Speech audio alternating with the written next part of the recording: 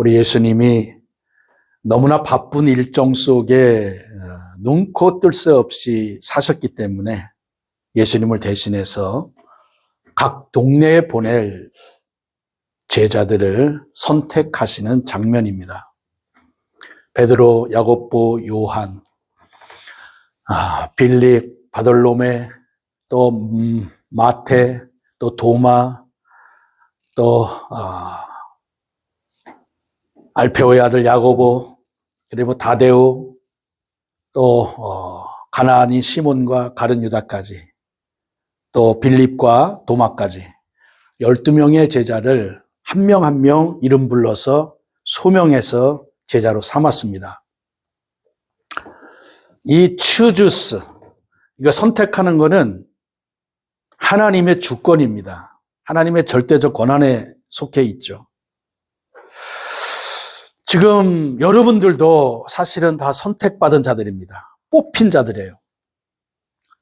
왜 뽑혔는지는 몰라. 근데 우리 주님께서 여러분들을 사랑하셔서 여러분들을 제자로 부르셨습니다. 초대교회 모든 성도들은 그리스도인, 바로 제자들이라고 불렀습니다. 기독교인이라고 한 거는 얼마 안 됐고, 다 초대교회 성도들은 전부 주님의 제자들입니다. 그리스도인이라는 칭호를 받아서 예수쟁이들이다. 예수님을 따라 예수님의 닮고 예수님을 쫓아가는 자들이라는 그런 별명들을 다 갖고 있었고, 그 당시 이 모든 크리스찬들은 다 목숨을 내걸고 주님의 제자가 됐던 것입니다. 그리스도인이 됐던 거죠. 그래서 그 당시 물세례를 받는 거는 내가 죽음을 각오하고 이 믿음을 지키겠다는 신앙의 고백입니다.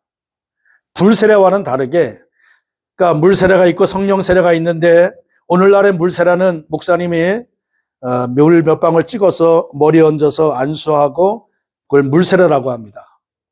그러나 하나님이 주시는 하나님의 자녀로 인치는 세례는 성령 세례입니다. 성령을 받아야 하나님의 자녀가 되는 거예요.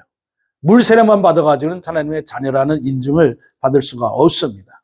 성령이 오셔서 불로 세례를 주셔야 비로소 거듭나서 하나님의 자녀가 되는데, 초대교회에 기독교인이 된다는 것, 그리스도인이 된다는 것, 그것은 전부 물세례와 동시에 성령 세례를 동시에 받은 것을 말씀하고 목숨을 버리겠다는 맹세와도 같은 그런 세례였던 것입니다. 그러니까 전부 제자들이에요. 그래서 한결같이 초대교회 모든 성도들의 신앙의 삶을 보게 되면 사랑의 공동체에서 단 한 명도 외회 없이 서로 사랑으로 완전히 하나 된 공동체를 만들어가며 힘썼던 것을 우리가 볼 수 있게 됩니다. 주님은 이 제자들을 선택함에 있어서 밤을 새워 기도하셨어요. 밤을 새워 하나님께 기도하시고 제자들이 여러 서 있는 그 산 정상에서 베드로, 야고보, 요한, 빌립, 도마, 바돌로메, 이름 한 사람 한 사람을 쭉 불러서 가슴에 품고 제자라 이렇게 친히 일컬어서서 주님을 대신해서 각 동네마다 둘씩 짝지어 복음을 전하도록 그렇게 파송하는, 선별을 해서 그렇게 일을 맡기셨어요. 오늘날도 마태복음 28장 20절에 가보게 되면 하늘과 땅의 모든 권세를 내게 주셨으니 그러므로 너희는 가서 모든 족속으로 제자를 삼아 아버지와 아들과 성령의 이름으로 세례를 주고 내가 너희에게 분부한 모든 것을 지키게 하라. 볼지어다 내가 세상 끝날까지 너희와 항상 함께 있으리라. 먼저 부름받은, 먼저 뽑힘받은 우리 모든 성도들도 주님 앞에 제자로 부름받아 또 이 제자의 사역을, 그러니까 주님이 우리에게 계승해 주신 주님의 사역을 이어서 하도록 명령해 주셨다는 사실을 기억하시기를 바랍니다.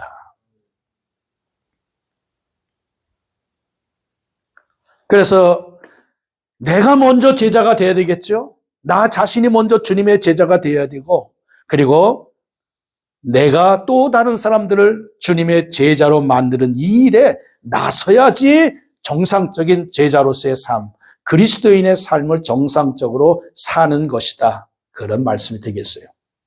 주님은 바로 그 사역을 우리에게 맡기시기 위해서 오늘 본문 이하에 가보게 되면 제자들에게 은사를, 달란트를 맡겨주십니다.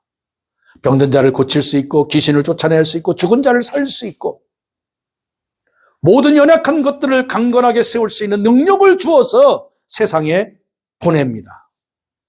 오늘 우리에게도 동일하게 세상을 정복하며 다스릴 수 있는 권세를 주셔서 세상에 보낸 바 되었다는 사실을 기억하시기를 바랍니다.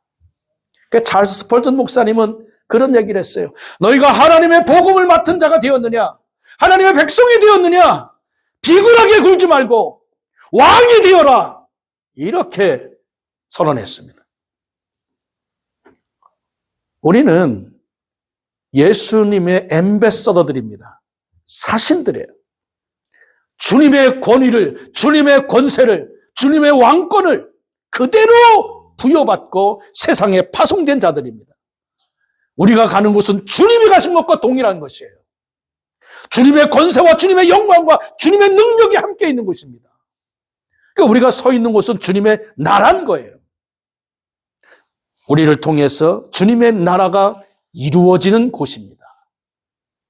그야말로 하늘에서 이루신 아버지의 뜻이 땅에서 이루어지는 이 일을, 수종드는 이 일을 우리를 통해서 하신단 말이에요.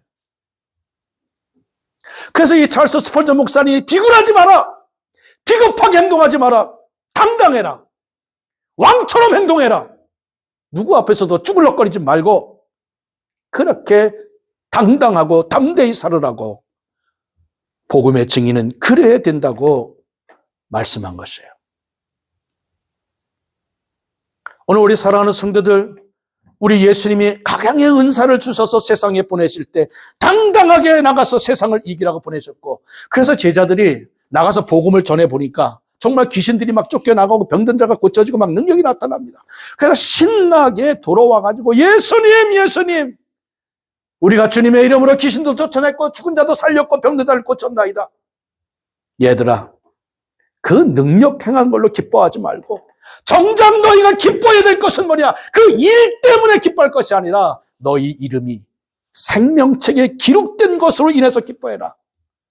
너희가 하나님 나라의 백성이 된 것으로 인해서 기뻐해라. 이만큼 우리 예수님은 하나님 나라의 백성 된 것, 하나님 나라의 자녀 된 것을 너무나 소중하게 여겼고 너무나 중하게 여겼다는 사실이에요. 어떤 은사적인 능력과 역사와 증거보다도 하나님의 생명책의 이름이 기록된 것이 가장 큰 즐거움이다. 하나님 내 백성이여 하나님의 자녀된 것이 이 땅에서 누릴 수 있는 최고의 영광이며 영예이며 행복이다. 그렇게 말씀했단 말이에요.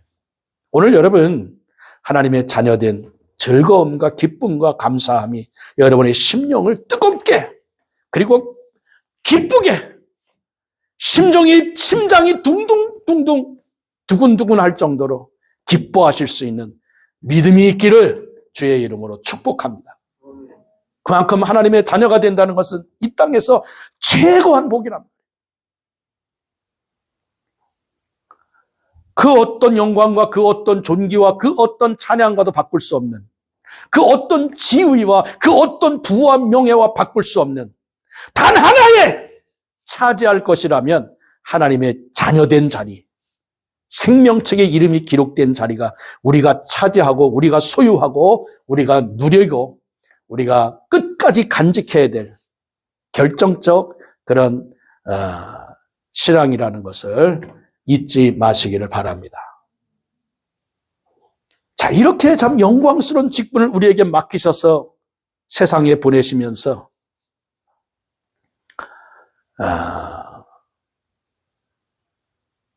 또 한 가지는 핍박과 고난이 함께 있다고 그렇게 말씀하셨어요. 오늘 계속해서 읽어 내려가다 보면 너희는 세상에 나가서 뱀처럼 지혜롭고 비길처럼 순결하라. 내가 양을 늑대무리에 보내는 것 같구나. 그렇게 걱정하시면서 보내셨고, 세상이 너희를 미워하고 당연히 핍박할 거다. 나를 미워하고 나를 핍박한 것처럼 너희도 그럴 것이다. 그러나 강하고 담대하라. 내가 세상을 이겼노라. 그렇게 말씀하셨단 말이에요. 여러분, 우리가 제대로 경건한 생활하고 제대로 크리스찬이 되어서 주님의 대사로서, 앰베서더로서 세상에 나가면 세상은 우리에게 핍박을 하고 고난을 주고 말도 안 되는 오해와 말도 안 되는 소리로 우리를 힘들고 어렵게 그렇게 맞이하는 것이에요. 까닭없이 우리를 불편하게 만들고 힘들게 만드는 것이 세상인 것입니다. 그러나 우리가 복음의 증인이 되지 않고 그저 뜯었지도 않고 차지도 않고 미적지근하게 그렇게 주님의 제자가 되어 세상에 나가면 세상도 그냥 가만히 둡니다. 괴롭히지 않아요. 핍박하지 않아요. 힘들게 하지 않아요. 그냥 편하게 내비둬도 아무것도 안 하는데 뭐. 가만 내비둡니다. 그러나 우리가 믿음으로 살고 복음의 증인으로 살고 하나님의 자녀다운 주님의 제자로서의 삶을 감당하고자 한다면 세상은 깜짝 놀라서 우리를 핍박하고 여러 가지 곤란한 문제들을 많이 만들면서 힘들게 하는 일들을 벌이게 되는 거죠. 바울은 그것을 너무나 잘 알았습니다. 바울은 다메섹에서 주님을 만나기 전에는 오히려 기독교인들을 핍박하는 자였습니다. 감옥에 가두고 스데반 같은 경우는 돌로 쳐서 죽이는 일에 증인까지 서고 아주 못된 짓은 골라서 하던, 그러면서도 당당하고 행복했던 사울 바울입니다. 그런데 다메섹에서 주님을 만난 이후에 주님이 바울에게 뭐라고 말씀하셨습니까? 너는 나의 복음을 세상에 나가 전할 나의 그릇인데 네가 얼마나 핍박과 네가 얼마나 고난과 네가 얼마나 힘든 일을 당할지 내가 너희에게 보이리라. 내가 너에게 보이리라. 그렇게 예고하셨고 바울은 그것을 골로새서 1장 24절에서 알았습니다. 감당하겠습니다. 내가 너희를 위해서 당하는 고단함과 그리고 괴롭힘이 나는 즐겁다. 그리스도의 남은 고난을 주님의 몸된 교회를 위해서 내 육체에 가득 채우노라. 점점 더 강하게 채워가노라. 그렇게 고백했던 것입니다. 여러분, 신앙생활이라는 것은 주님의 제자의 삶이라는 것은 갈수록 강도가 강해지는 것이에요. 세상은 우리를 강도가 강하게 점점 살기 힘들게 만드는 것입니다. 신앙생활하기 힘들고 고단하게 만드는 것이에요. 주님도 그래서 제자를 세우시고 제자를 세상에 보내시면서 너희가 세상에 나가면 너희를 핍박할 것이고 고단할 것이고 힘들 것이라고 예고해서 보내신 거예요. 시험에 들지 말아라. 아니 내가 예수님의 복음을 전하러 왔고 천국 복음을 전하러 왔고 정말 제사함 받고 영생을 얻을 이 엄청난 복음, 이 기쁜 소식, 이 아름다운 소식을 전하러 왔는데 왜 핍박하고 왜 나를 고단하게 하느냐고 묻지 마라. 당연히 마귀가 불신자들을 선동해서 복음을 방해하기 위해서 핍박을 할 것이라고 주님이 예고하셨고 그것 때문에 위축받지 말고 그것 때문에 비굴해지지 말고 그것 때문에 비겁해지지 말고 강하고 담대하여라. 그리고 내가 세상을 이긴 것처럼 너희도 이기라고 주께서 그렇게 말씀을 해주신 것이에요. 그래서 신앙생활이라는 것은 내적 즐거움과 기쁨과 감사함이 충만한 삶이고 외적인 육신은 피곤한 것이에요. 육신은 고단한 것입니다. 힘든 거예요. 신앙생활을 잘하면 잘할수록 육신은 고단한 것입니다. 육신을 편케하면 편케할수록 영적으로 멀어지는 거예요. 왜요? 육신의 소욕과 성령의 소욕은 로마서 4장에 있는 대로 서로 대척점에 있습니다. 육신의 소욕은 성령의 소욕을 대척합니다. 성령의 소욕은 육신의 소욕을 대척합니다. 함께 할 수가 없어요. 성령의 소욕을 따라 살면 육체는 고단하고 힘들고 피곤합니다. 그러나 육체를 따라 살면 성령은 소멸됩니다. 감동 감화를 안 하세요. 성령은 입을 다무십니다. 말씀을 안 하세요. 생각을 안 주시고 마음에 감동을 안 주신단 말이에요. 그러므로 우리가 육신의 편함, 어떤 육신의 익숙함, 그런 것 때문에 성령께서 말씀하시는 그런 영적인 동력, 영적인 발표, 영적인 쓰임을 무시하게 된다면 우리는 육체의 사람이 될 수밖에 없어요. 그리고 복음에서 멀어질 수밖에 없는 것입니다.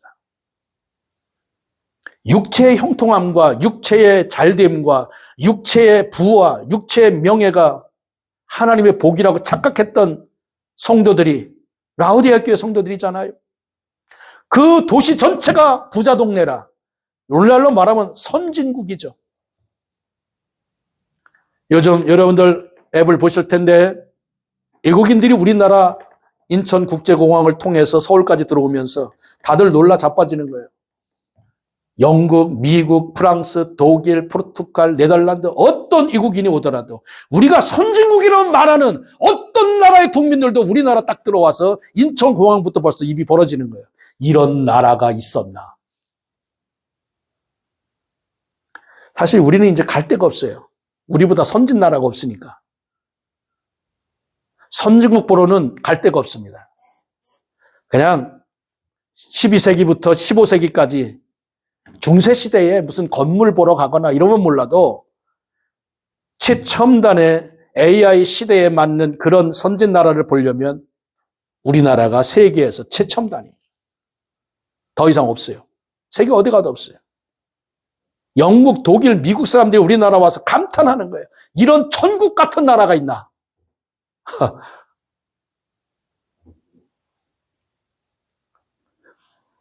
우리 크리스찬들이 이 참 천국 같은 세상 사람들이 생각하는 천국이라 말하는 이 AI 시대를 맞이해서 정말 육신을 편케하려고 그러면 신앙은 언제나 뒤처질 수밖에 없어요.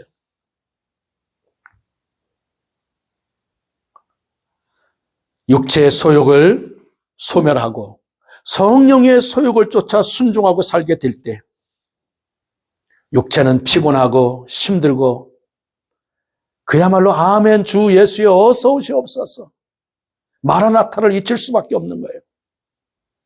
마라나타 주 예수여 어서 오시옵소서. 마라나타 마라나타 아멘 주 예수여 오시옵소서. 마라나타 마라나타 주 예수여 오시옵소서.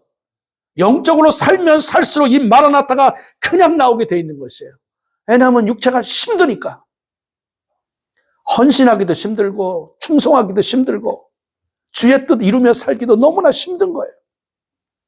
제자의 삶은 그만큼 각박하고 힘든 겁니다. 제대로 신앙생활하고 제대로 주님의 제자가 되려면 너무나 희생할 것이 많고 너무나 힘든 일이 많단 말이에요. 그러나 성령의 소욕을 제끼고 육체의 소욕과 육체의 소망을 따라 살게 되면은 영적인 삶은 한가합니다. 신앙생활 한가합니다. 너무 쉬워. 신앙생활이 너무 쉬워. 무슨 소풍하는 것처럼. 뭐 잠자는 것보다 쉬워, 신앙생활이. 그건 뭐 아무것도 없죠, 거기는.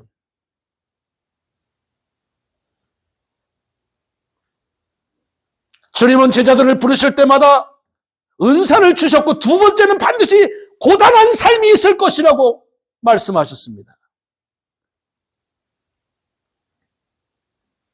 신앙생활은 육신이 피곤하게 하셔야 돼요. 육신을 달달 볶아야 됩니다. 편케하면 안 되는 거예요. 착각하면 안 됩니다. 육신의 편한 게 하나님이 주신 평강으로 착각하면 안 된단 말이에요. 우리는 심령의 평강과 평안이지 육체의 평강과 평강이 아니란 말이에요. 아멘입니까? 바울이 3번이나 기도했잖아요. 내 몸에서 간질병을 고쳐주시옵소서. 복음을 위해서도 덕이 안 되고 선교를 위해서도 덕이 안 되고 주님의 대사로서도 덕이 안 되오니 이 병을 고쳐주시옵소서 그랬더니 주님이 내 은혜가 족하다. 내가 약한 데서 강함이라. 병을 안 고쳐주세요. 그냥 육신이 힘들게 하십니다.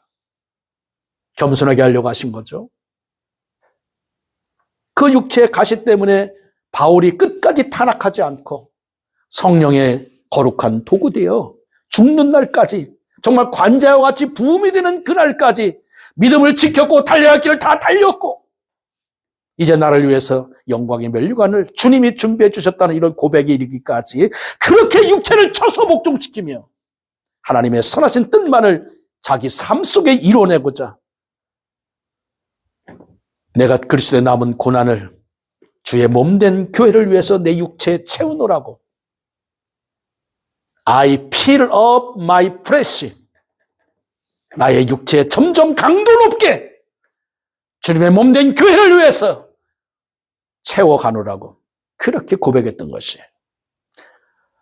우리는 생각해야 됩니다. 정말 하나님 나라 가서 주님 앞에 섰을 때 내가 주님을 위해서 땀을 흘렸고 주님을 위해서 희생했고 고단했고 주님의 이름 때문에 힘들었던 것이 무엇이었는지 한 번쯤 생각해 봐야 돼요. 아니면 주님의 이름을 힘입고는 있었지만 그냥 편하게 아무런 부담감도 없고 아무런 책임도 아무런 의무도 아무런 사명도 느끼지도 못하고 발견하지도 못하고 그냥 그렇게 정말 믿는 것도 아니고 안 믿는 것도 아니고 뜨거운 것도 아니고 찬 것도 아니고 이렇게 신앙생활을 했다면 얼마나 부끄럽겠습니까? 부끄러운 것이에요.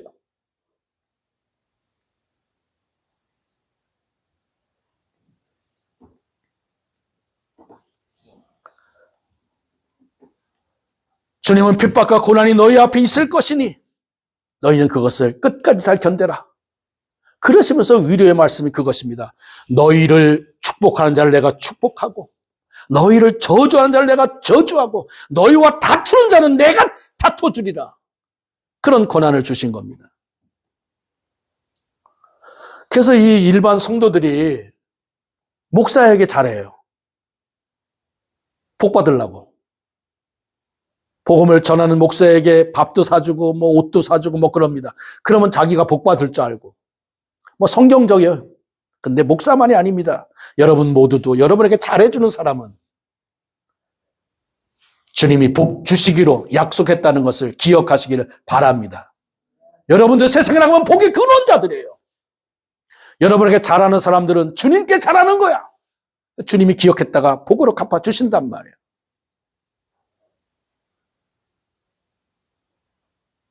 그래서 성도 간에 서로 잘해주면 복이 됩니다. 아멘입니까? 서로 사랑하고 서로 위로하고 서로 격려하고 서로 섬기고 서로 희생하는 이 하나하나들이 전부 하나님 앞에는 복이 되는 것이에요. 왜? 주님의 제자로서 그만한 권한과 그만한 권위를 주어서 주님이 내보내셨기 때문입니다. 이거는 아브라함부터 이어져 오는 축복이에요. 아브라함도 그 주변의 사람들이 그랬잖아요. 아브라함, 하나님이 당신과 함께하는 것을 우리가 봤습니다. 이삭도 마찬가지. 하나님이 당신과 함께하는 것을 우리가 봤습니다. 우리가 계약을 맺읍시다. 먼저 찾아와서 그렇게 무릎 꿇잖아요. 하나님은 우리를 제자로 삼으셨고 그리스도인으로 부르셨고 하나님의 자녀로 부르셨고 세상에 보내시면서 너희를 축복하는 자를 내가 축복하고 너를 저주하는 자를 내가 저주하리라. 이건 엄청난 권위를 주셔서 여러분을 세상에 내보냈다는 사실을 기억하시고 누구 앞에서든지 언제 어느 때든지 강하고 담대히 왕과 같이 복음의 증인이 되는 사랑하는 성도들 되시기를 주의 이름으로 축복합니다. 이 엄청난 권위를 주어서 내보내신 거예요. 그래서 주님의 제자가 되었다면 에스겔서 47장 3절에 있는 대로 발목신앙, 무릎신앙, 허리신앙, 창이란 강 같은 신앙이 단계별로 있을 때 적어도 무릎의 신앙 이상은 되어야 제자의 신앙의 삶을 살고 있다고 말할 수 있는 것입니다. 무릎은 기도하는 삶이라고 그랬죠. 적어도 하루에 교회를 위해서, 목사를 위해서, 성도들을 위해서 중보 기도하는 시간이 따로 구별되어 있는가 한번 물어보시기 바랍니다. 하루 종일 단 한 번도 교회를 생각하지 않고 목사를 생각하지 않고 성도들을 생각하지 않았다면 뭔 제자입니까 그게? 맨날 생각하는 건 그저 어떻게 하면 잠잘까, 어떻게 하면 놀까, 어떻게 하면 즐겁게 할까, 육신을 만족시키는 것밖에 더 생각했냔 말이에요. 어떻게 하면 돈 벌까, 어떻게 하면 좀 편할까. 시간을 내서 교회를 걱정하고 교회를 염려하며 성도들을 걱정하고 성도를 염려하며 목사를 걱정하고 염려하며 복음에 유익하도록 어떻게 하면 내가 이 일에 헌신하고 이 일에 충성할 것인가 고민하고 염려하는 하루의 시간이 있냔 말이에요. 하루에 단 한 번도 그런 시간이 없다면 제자가 아닙니다. 믿는 게 아니에요. 주님 앞에 섰을 때 꽝이에요. 육신을 위해 산 것밖에 없단 말이에요. 그런 삶은 안 돼요. 적어도 따로 시간을 구별해서 무릎 꿇으십시오. 최소한 무릎 꿇는 시간은 있어야 돼요. 누구를 위해서? 교회를, 주님의 몸 된 교회를 위해서 간절히 기도해야죠.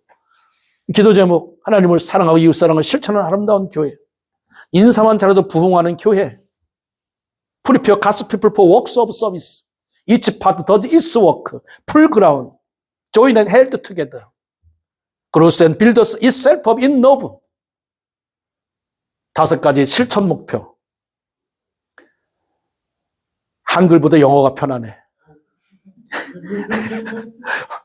하도 외워가지고.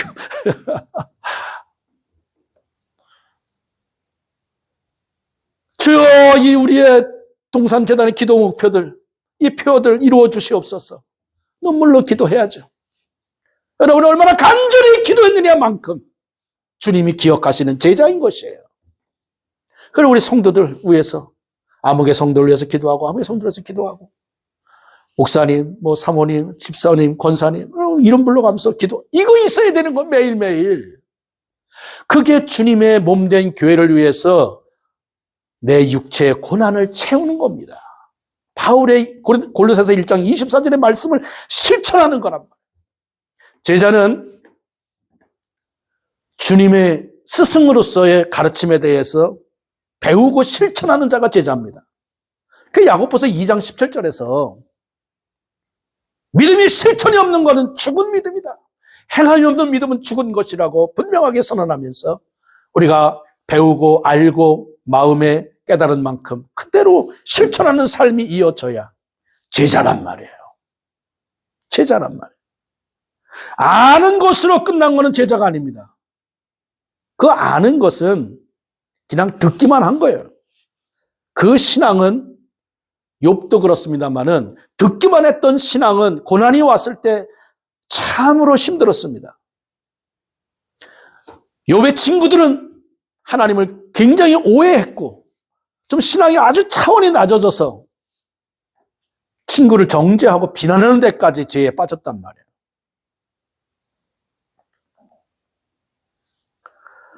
그렇지만 눈으로 보는 신앙, 그런 체험적 신앙이죠. 경험했단 말이에요. 주님을 만났단 말이에요. 인격적으로 주님을 만났고 삶에서 말씀을 체험했단 말이에요. 말씀을 순종하며 말씀을 실천하며 말씀이 능력이 있고 말씀이 살아있음을 체험했단 말이에요. 말씀이 여러분의 몸을 통해서 세상에 이루어짐을 경험하는 살아있는 믿음의 사람들이 되시기를 주의 이름으로 축복합니다. 기도 시간 반드시 있어야 됩니다. 그 제자예요.